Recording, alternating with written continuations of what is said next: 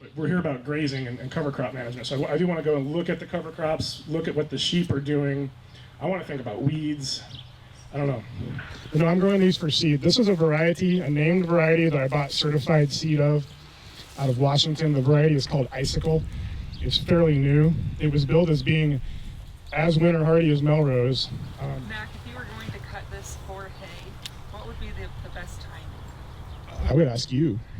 So from a plant physiology and development point of view and a nitrogen fixation point of view, as soon as 50% of the plants have their first flower on them, which was 3 weeks ago, the plants have probably fixed about as much nitrogen as they're going to. So if you're just interested in nitrogen and conserving the use of water, the water equation doesn't really matter to us. We have plenty of water. But if you were trying to conserve water for in the soil for growing another crop next year or for getting another crop started and you didn't have irrigation at the time. I think kind of the main thing with the forage crops, it's a balance between how much yield. You want the highest yield, but as the plant matures, your nutrition starts to decrease. And so kind of like alfalfa, if you're going to harvest alfalfa, you want to harvest alfalfa when at that first flower. Before it loses all that energy and puts it all into flowers, harvest it then, and that's usually your ideal yield and ideal nutritive value. So we've probably doubled our yield since that point on these as far as the total tonnage. So if you had an animal that could utilize it, or if you're trying to grow carbon for your soil and water is not a limiting factor, I want to let it go as long as I can. I'm growing these for seed,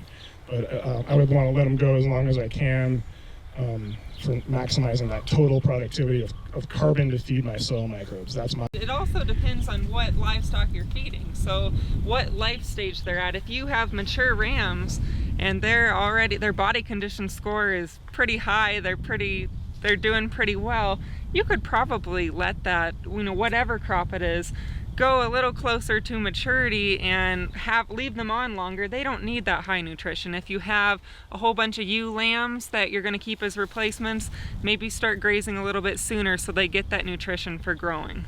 So what we have over there is a combination of winter triticale, winter peas, winter vetch, common vetch or hairy vetch? Charlie? I think it's hairy vetch. That survives well here. And some Canada thistle, Matt. I got a question. Where are you getting your cover crop seed from? And is it certified organic? It's rarely certified organic, and our certifier calls us out on that, and we push back, and we haven't been kicked out of the program yet. It's preferable that organic farmers would use organic seed where available. I feel like, we're teaching in University Farm, and I find seed on the floor of the seed room, and I steal it at the post farm, and I grow my own, and I think I might have bought some from you at one point, I don't know. Some of it's organic. It's organic where possible, but it's not always possible. And that's the rule. I've bought it I've had pallets shipped from Florida at costs that I can't fathom that you would go for. So that's the availability of seed at a reasonable price is a challenge, no doubt about it. You started this with the saying that you put half in cover and half in production. Right. And you said that, I got the implication you said that because of soil health ultimately as being the motivation for that. But then of course there's an economic trade-off with that decision. There is, yeah. And so if you were to go a third of the farm only in cover crop and you did that, would that be more economic advantageous and still be healthy? I mean, how do you make that decision, that call? It would cost less. Yes. And my point is, how whatever did the value how of did cover you crops make that is. decision? Do you make it economically, or did you make it from a soil health perspective, or some combination of the both? I made it, to be totally and brutally and frank, Yeah. I made it on a religious basis. I made it on a belief that I have from a person that told me something, who looked me deep in the eyes and made my heart flutter 20 years ago. You know? And I've been trying to ask that question the entirety of my career, and I gave up on it. So, yeah, 1 out of 2 or 1 out of 3. Maybe it depends on where so we could put numbers on the cost, right? Right. That's easy to do. Well, you can also put it on there. And we could put numbers on the benefits, but I have to be honest that we're guessing. And then you have to acknowledge that the benefits are manyfold and complicated and interacting and differ from year to year. Is it going to get hailed on? Do you have sheep? How much of a problem is Canada thistle for you in that field that year? How much do you value setting back the Canada thistle versus having some more nitrogen fixation in your crop rotation? Versus, can you afford the seed? Did you happen to come across some seed somewhere in a dark alley? Can you grow your own seed? Do you even own a seed drill and a flail mower? Because if you're not drilling it, you're broadcasting it, you need half again more seed to even make it work. And 6-foot wide grain drills are not exactly a common. Do you have one, Matt? I have a 6-foot wide grain drill. Where'd you get it? Came with the farm. Oh, It's really cool. and it was the farm that was previously owned by a retired MSU professor. I'm wondering where he got it. If he didn't steal it or buy it from the university, he knew where to get one made, right? But that's not a common scenario, right? So have you measured some way the soil health over the years, and is it improving because you made this religious choice? We're attempting to, and it's. You didn't want to talk. You didn't want to answer that. Gabby, has the soil health improved? I'm doing research on this right now, so Okay. I don't Well- have any results yet, but I hope What's your gut feeling? I mean, My gut usually feeling a is I wish it was better. Ah. I wish when it rained it didn't crust over. Yeah. I wish these clods weren't as big and hard as they are. I wish it could be better. Well, it always can be better, but is it relatively improving? I believe that it's relatively improving. We do have some kinds of data to demonstrate that. There's not one number that you put on. There are people who attempt to put a single number on soil health, Or and index. then the way researchers will do this, we'll get all reductionist about it, right? And we'll like devise a number that you can put on it, and then we'll do the statistics and be like, is it statistically significant or not? And like 3/4 times not. And then we're just like, go crawl in the corner and cry, and it's like, that doesn't confirm my belief, right? I knew all these And problems, I'm not Matt. supposed to be, my job is not to confirm for you this thing I believe in, right? No. Like, I think we all believe in it or want to make it work. And the question is, can you make it work economically, and can you do right by yourself? Well, but that's the problem. Matt, what do you think? Do you have data on your soil organic matter percent? Yeah, so soil, it's a really good question. Yeah, we have tons of data on our soil organic matter, and that's the worst thing to try to measure. It's notorious. If you have soil organic matter data from a commercial soil testing lab, it's not worth very much. There's a whole bunch of reasons why it's not a reliable number to go on. So lots of farmers do a soil test from the lab, and it costs $30, and then they get a soil test from the same lab, from the same field, a year later, and their soil organic matter has gone up by like 1%, and they're like, wow, whatever I'm doing is great. It's bullshit. Straight up. That is not physically possible. There's not enough carbon photosynthesized by any crop growable on this planet to increase your soil organic matter by 1% in 10 years, let alone 1 year. So I'm not saying anybody's lying. I'm just saying that measuring soil organic matter is a tricky science. Soil organic matter varies a lot from place to place. A year and a half ago, there was 60 mule deer bedded down on this half acre for the better part of the whole winter. And they chose their spot based on where the cauliflower had been. How much you want to bet there's more organic matter where that cauliflower was than there is 10 feet away? 3 years from now, nobody's going to remember that. And they're going to come here and go, I want to do a soil organic matter experiment and poke here, like randomized, right? There's more variation within this half acre because of that event alone, let alone what happened here 20 years ago, 40 years ago.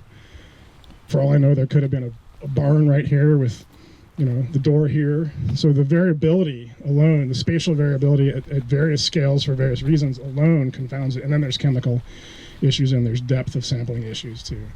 So soil organic matter is the most difficult thing to try to tell that story with, but it's the easiest one to try to, and it's the most difficult one to get good results from, but lots of people don't hold a high standard to analysis of data, so lots of claims get made. No, it's not changing rapidly, actually. So there's no trend any direction or other? It should be increasing in the long term, theoretically. I could not prove that to you statistically valid way as a person whose job it is to insist on that. And I've tried a lot in lots of different places. And so my outcome of that is that that's not a good test. Fair enough? Yeah. Things I'm concerned about with soil quality, organic matter is great. organic matter is good because it, it's carbon out of the atmosphere into the ground. So that's one of humanity's most pressing problems resolved. There are various schemes to get paid for that immersion. That'd be great. It's good because it provides nutrient cycling. So organic matter is like this paradox, right? Organic matter is good in its decomposition to give me nitrogen. So I'm really more concerned with like what's my soil nitrate content on May 20th, and I can measure that. And that's Charlie's PhD project. And yeah, we have seen differences there for sure. So that's more important to me than how much soil organic matter is there is what kinds of soil organic matter are there and what are they doing as far as supplying me with nutrients in a timely fashion for my crops that are hard to grow well, like broccoli. That's getting better, and Charlie will document that. But my gut feeling from looking at it is, yeah, that's getting better.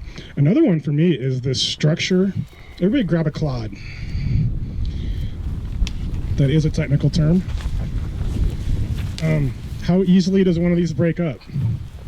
This is a silty clay loam. When we irrigate it, raindrop impacts cause it to form a crust. Some of our crops will not emerge through that crust. Then we have to irrigate daily to keep it. It's like carrots. I want carrots to emerge in the spring.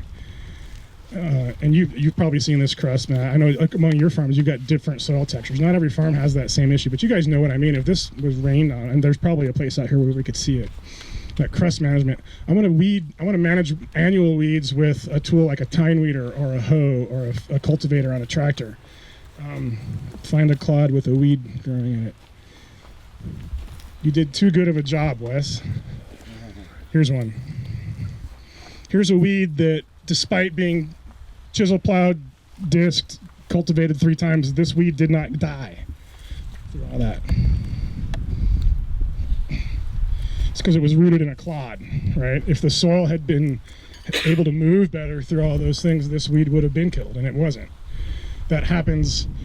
This is something I lay awake at night thinking about. Are the difference between weeding and cultivating, and am I bending down and picking weeds by hand? It's hard to justify paying people to do that. The decision of when to do that or not is difficult. This farm is spruced up for you because the president of the university was here yesterday. There are still weeds. Every organic farmer's got their place on that. Many very productive organic vegetable farms are probably a lot weedier than this. Not? Yeah. And you're an example of making it be financially sustainable. You could waste a lot of money weeding unnecessarily to make it look nice. You could get put out of business by failing to manage weeds adequately. So the question of managing weeds on an organic, but look behind you, we didn't get them all. And in a week, it's going to be almost as ugly as, yeah, right? All those lamb's quarters and pigweed there. So killing those weeds when they're babies with tools that are fast and efficient depends on good soil structure. This is almost the most important thing in my mind. Can a tool that's quick and dirty and blind, a blind cultivator is one I don't have to look at when I'm running it. It just goes over the top and it kills the small things and doesn't kill big things and does so automatically with fairly little attention. And I've seen them work wonders. And the organic food that you buy in the grocery store, by and large, depends on that. And it's done in places where the soil allows that to happen. On a farm this diverse, on non-optimal, soil that's great for other reasons, but not so much for mechanical weed control ease, that's a big issue. And it's one I think is getting better, but it could be a lot better. Yeah, and how good will it get? We're somewhat stuck with the soil texture we have, right? How much of your weed control is just by manual hoeing? I'll let Elisa or the students answer that. I have killed more weeds personally, and Wes has with the tractor. So in number of individuals killed, it's not even a comparison. We kill far more numbers of weeds the easy way. Hours spent doing it, yeah, we spend way much more time hand pulling and hand hoeing weeds than we should. Part of that's people getting paid to do it. Part of it's doing it in class for the purposes of learning how to ID the weeds. My favorite quote of the year, it happens every year. How do you tell the crops from the weeds? Well, you look at them long enough, have to make decisions about them, and it gets ingrained. You don't learn to identify things by me standing in front of the room and describing their articles and stuff to you, right? You have to go look at them and make the decision. And so there's an educational purpose there. Matt, how much time do you spend controlling weeds? That's a bigger cost for us than harvest is. So from a time and labor, and it's a difficult decision. And it's one we practice here is like, is this a priority? We'll go look at our garlic. It's weedy. Should we weed it? No, we're going to harvest it next week. Like, other than the weeds dropping seed on us or something. So, but making those decisions is difficult, and people lose money and businesses go under because of making that decision poorly in both directions.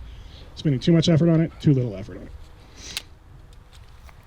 When you're seeding cover crop out here, are you filling your seeder up with one variety and then going over it again, or do you have different hoppers in your seeder?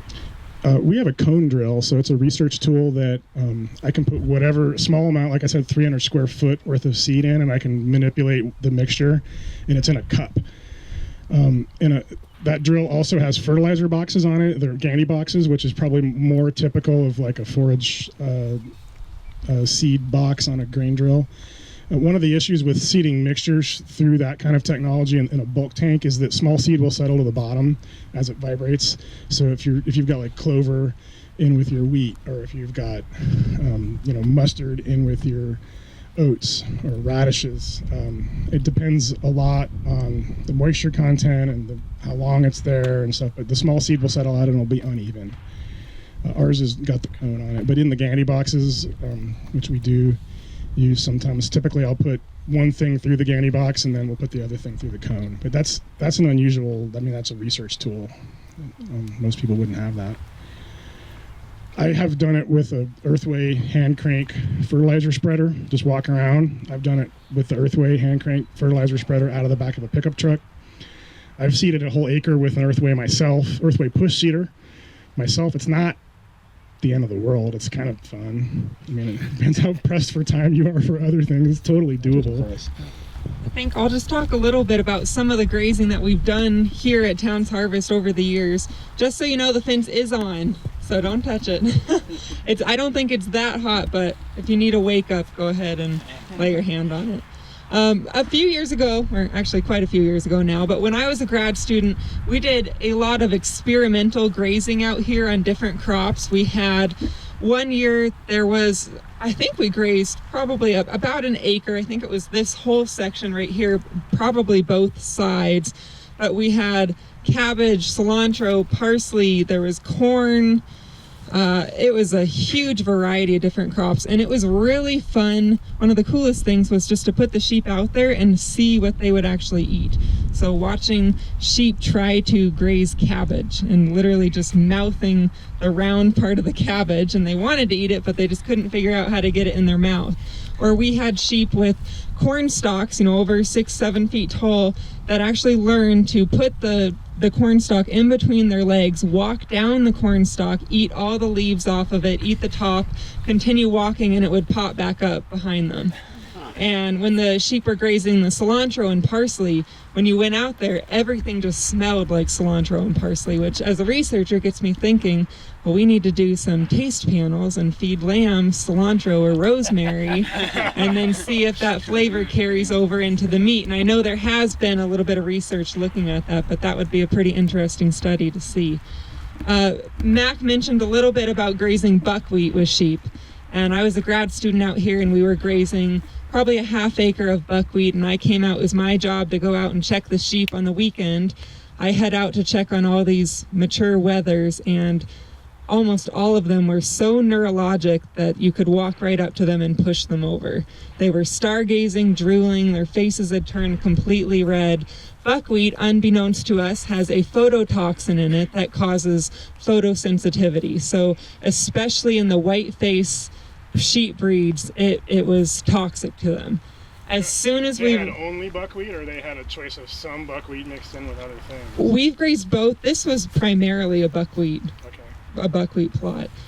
We've grazed buckwheat since then and had no issues. And one of the biggest things we learned with grazing buckwheat is if you provide shade to the sheep and they can get out of the sun in the heat of the day, they do just fine. And so one of the simplest solutions we had was grazing a mixture with buckwheat in it, is just parking the trailer alongside, so in the heat of the day they can go lay in the shade and then continue grazing. I remember we grazed a little buckwheat patch over here once, and we just had a tarp and some cattle panels that we set up a little shelter for them, and they did fine. But as a grad student, having to call the department head and say, oh man, the sheep, they're not doing well, they look like they're dying, please come out here. Some buckwheat, if you're not familiar with it, I like it as a cover crop, as a summer sown thing. It's very fast out of the ground. It's fairly competitive. It can be competitive with weeds if you hit the timing right.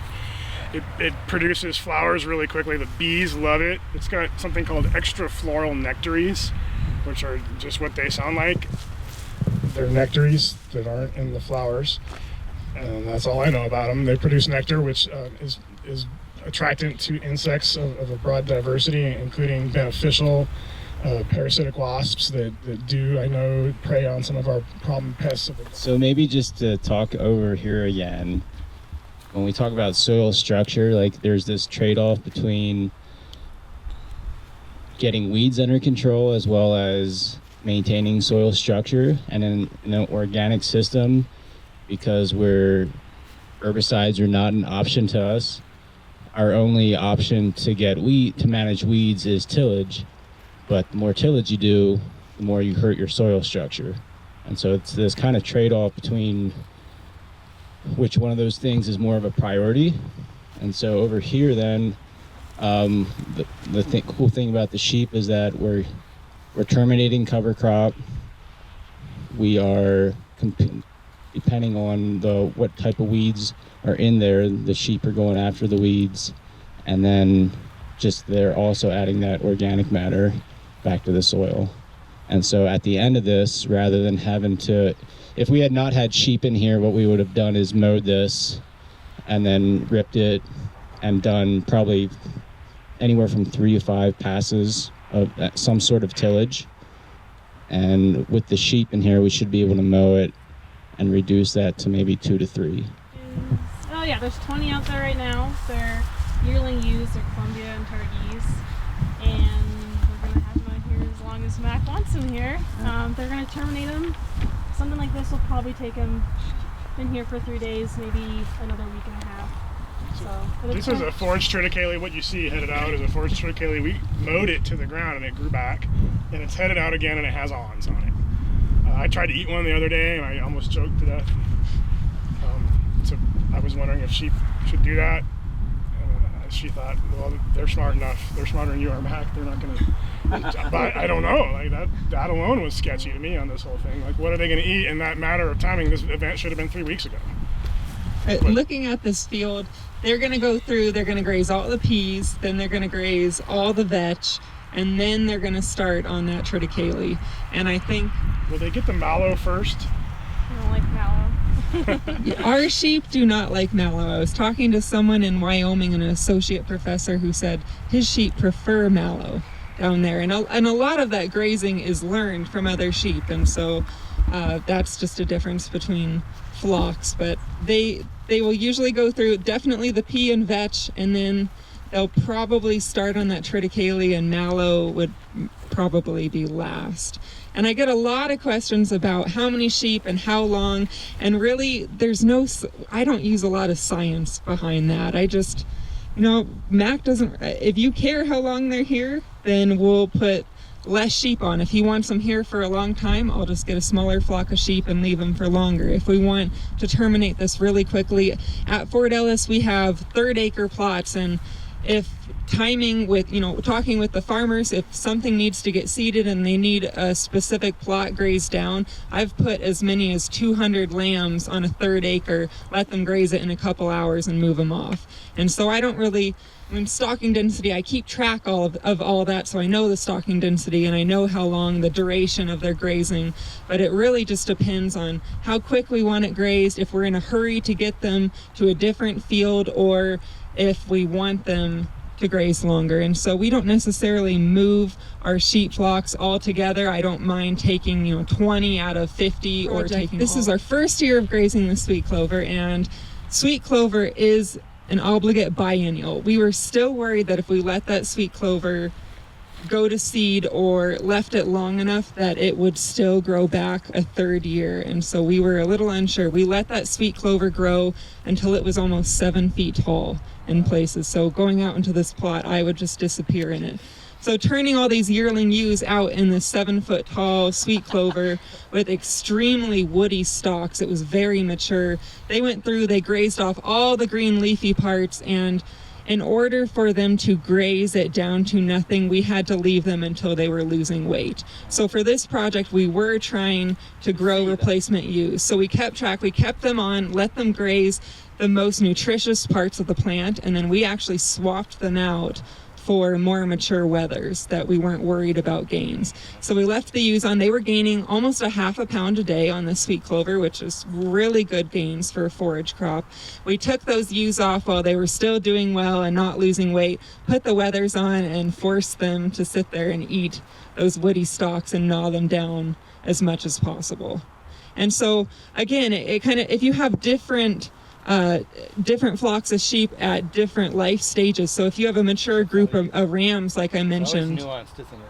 yeah, we'll go, put all these yearling ewes, they're going to do a great job. This is very nutritious right now. They're going to graze all the palatable parts of the plant and they're just going to go through and pick the best parts. And then if we were worried about them losing weight, we would just take them off and either plow down whatever's left or put in a different group of sheep that can clean it up. And mature rams, that we have usually less than 50 mature rams at Fort Ellis, but they are very fat and happy all summer. And they don't. What time of year would you consider, whether I pay you or you pay me, we'd figure it out, if there was a neighbor like this within a reasonable distance, at what time of year would you consider bringing your sheep to a small vegetable operator? And well,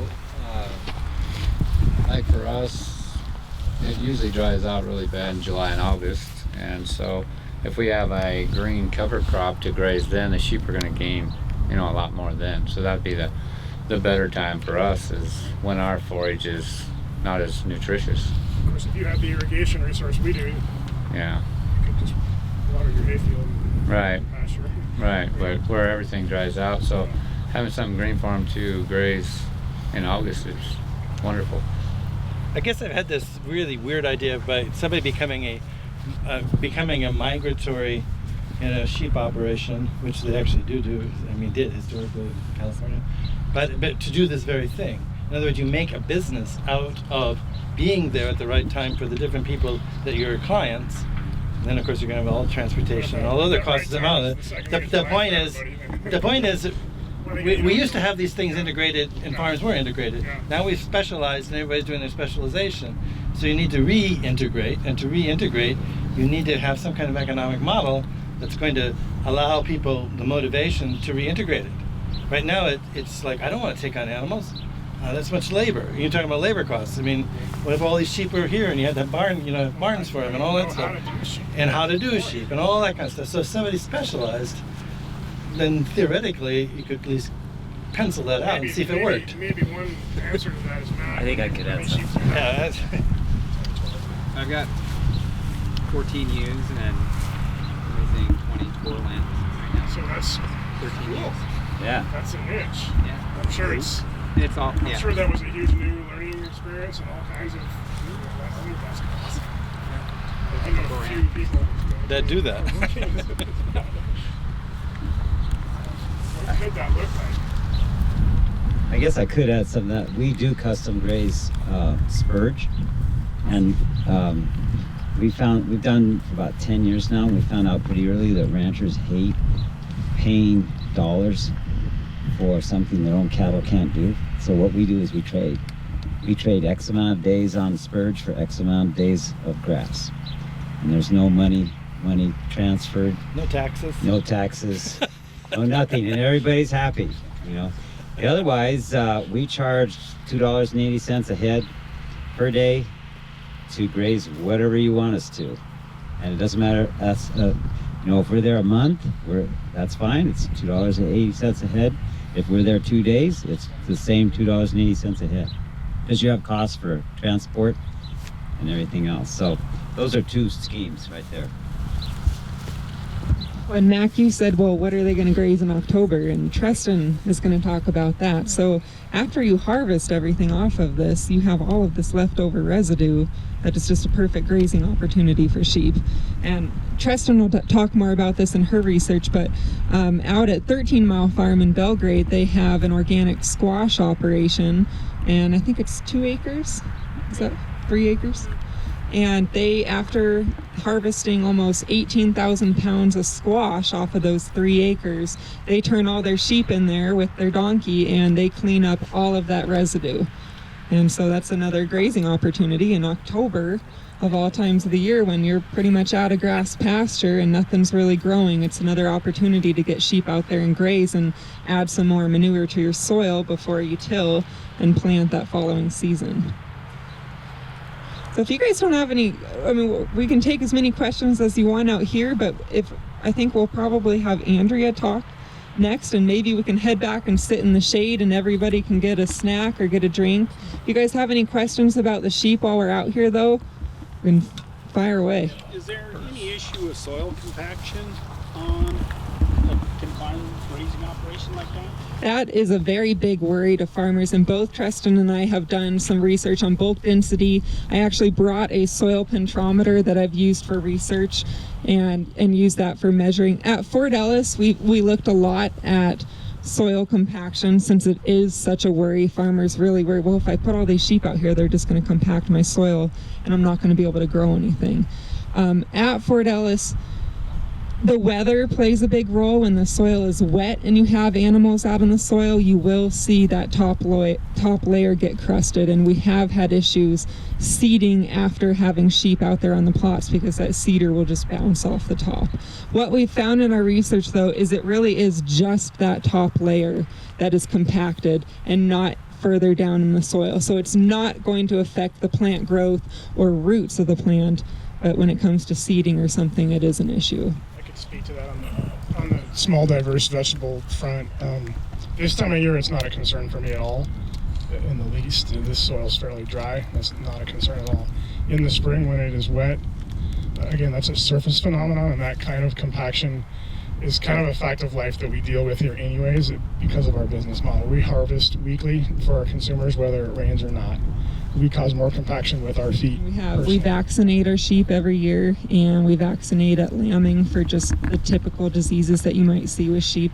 We really don't have a lot of issues with grazing. Bloat is an issue. A lot of people worry about bloat with grazing sweet clover or alfalfa. Knock on wood, we've never had any issues with bloat in our sheep. We've grazed straight alfalfa fields and not had any issues. If we're worried about it, they make a bloat block that's just kind of like a salt block shape that you can actually throw out in the field with sheep, kind of like a calcium carbonate buffer to help keep their digestive system happy. And they'll kind of use the bloat block, but really we haven't seen a big issue with that. The biggest concern with the grazing related incident was probably the buckwheat. And you still don't know if they were having a good time anyway. They enjoyed it. It was a palatable forage. It's really important when setting up this kind of fencing to mow where you're going to put the fence so it's not grounding out on all that forage. We have solar chargers. I've used the chargers that run off a car battery. They're not quite as user-friendly because you're hauling car batteries everywhere and they're very heavy. They do charge a little bit hotter than these solar chargers, but these are just the convenience of these that just make it so much easier. I know Dave is very experienced in electric fencing. Do you want to spend a little bit of time while we're out here talking about it? Yeah, I'll be back. The biggest thing that we've found on fences is when you lay them out and set them up, be careful that your bottom wire right here doesn't loop around that metal post. It's really easy to have happen, and especially if you're in a little bit taller grass, it's easy. So as you lay out, when you put these fences up, you have them in a roll, and they just play out like pleats in a skirt. And so you lay them out on the ground, and then you go stick them in. And so that's the biggest thing is just if you catch one of that bottom wire on a metal post, it grounds your whole fence out. The second thing that we found is on sheep, you need 5,000 volts to keep them in, especially if there's heavy pressure on the fence. I just happen to have a tester here, and so we'll just see. 5.6. So, Devon, you're right on. That's all Trestin. Yeah. All Trestin. Yeah, and the other thing is not, if you're in a, maybe not right here, but Mac mentioned bears. This fence will keep out bears. It'll keep out mountain lion. It'll keep out coyotes. It'll keep out stray dogs. It probably won't keep out wolves. But we've had experience in keeping out those other predators. And so not only does this net keep sheep in, it keeps your predators that are going to eat your sheep out. Well, Yeah. it's best if you're going to start sheep on electric fence to get them accustomed to it when they're lambs. Put them out there with their moms and let them kind of teach them about the electric fence. One of the cool things about sheep versus cattle and electric fences, one sheep can go up and touch a fence and jump away and run away from it, and all the other sheep will watch that one and know, okay, I'm not going to go touch the fence. Cattle, every single cow has to go and touch that fence So who's to smarter? learn. I would say sheep, but I'm a sheep person. Yeah, what Devon said is really true. It seems like it depends on the pressure that you have on this fence. We run about 500 head of sheep per acre. That's our density. We move them every day. And I can guarantee you that the older sheep nominate a lamb every hour to go touch the fence. It's just sheep. So you have to have fear. That's what that fence does, is put fear in the animals. So if you don't have at least 5,000 volts in there, you don't have enough fear. A lot of times we try to have 7,000 on it. The other thing that we've learned is if your fence isn't working well enough, the first thing you check is if it's grounded well enough. First of all, if you have a really good grounded fence, you want a galvanized rod. You don't want a steel one like that, because it doesn't conduct electricity well enough. But anyway, so what you do is you turn your tester on and you test how many volts there is between the ground and the test. So this is 0.6 kilovolts. What you want to have is at least no more than 0.3 kilovolts between the ground and your ground rod. So what you do is you put another ground rod in, and you keep putting them in until you get less than 0.3 kilovolts or 300 volts. And most cases like this one, the grass is short, it's hardly any rocks in this ground, it holds water, and you're not too bad a shape with 600 volts.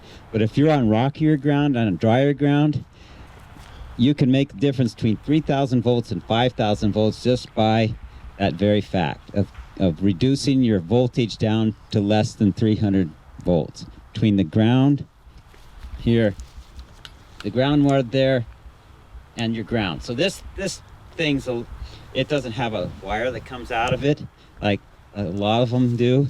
So what you do if you have that kind of tester, you put the wire right in the ground and then put the other thing right here, and that measures your voltage on it.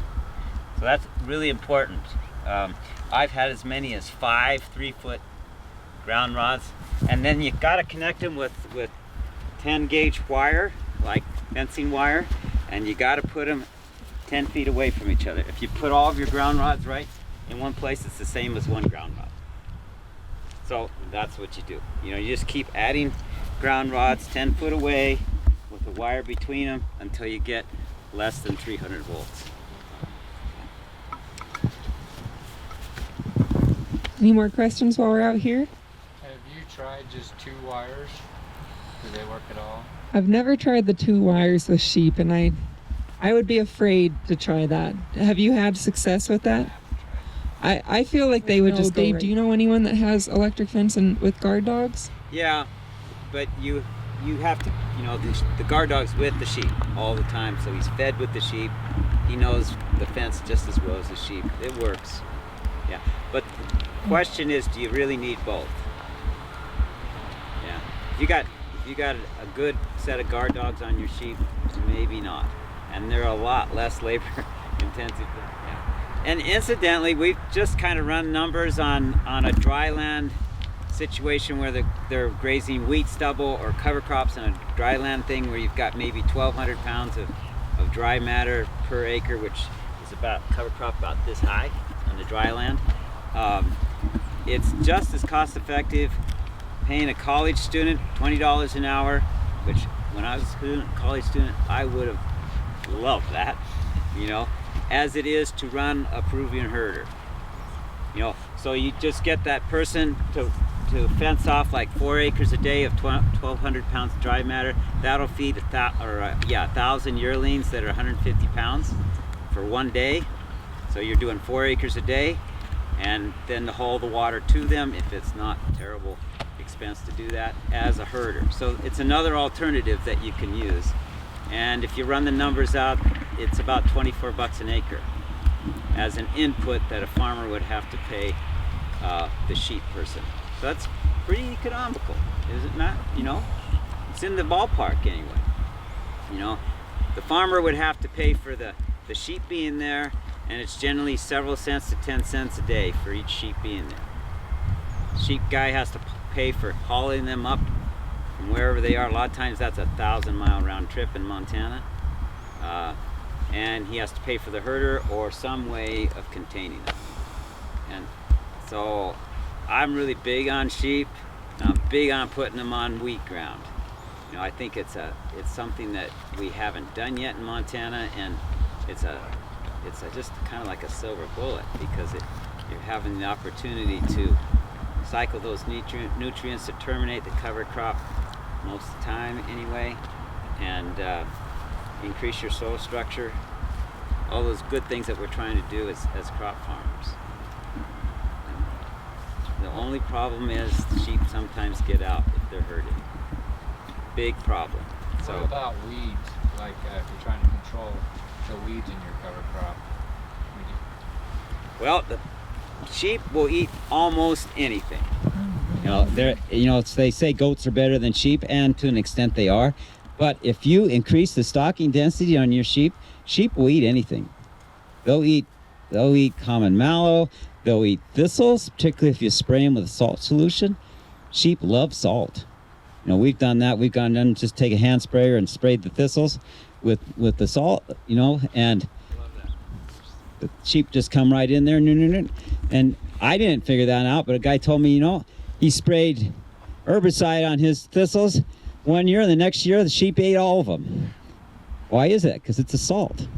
Herbicide's a salt. So we got that idea. We just sprayed our thistles with salt, and by golly, they eat right down to the ground.